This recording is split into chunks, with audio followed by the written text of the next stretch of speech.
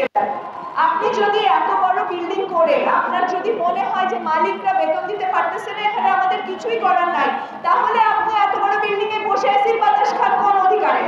আমরা বলতে চাই যে আমরা স্থায়ী সমাধান চাই। এভাবে প্রতি বছর আপনার বকেয়া বেতন বাকি পড়বে, আপনারা প্রতি বছর এখানে এসে আন্দোলন করতে হবে, এটা কোনো সমাধান না।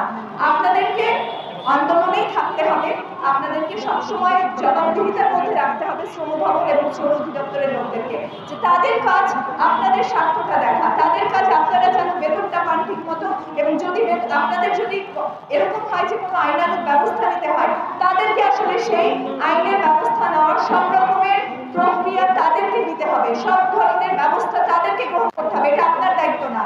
আমরা স্থায়ী সমাধান চাই। আমরা চাই কখনো কোনো শ্রমিককে যেন এভাবে শ্রম ভবনের সামনে বসে দিনের পর দিন এরকম নিদারুণ কষ্ট না করতে হয়। এই স্থায়ী সমাধানের জন্য সবাইকে অনুরোধ যে শ্রমিকদের পাশে থাকেন, শ্রমিকদের আন্দোলনের সাথে থাকেন এবং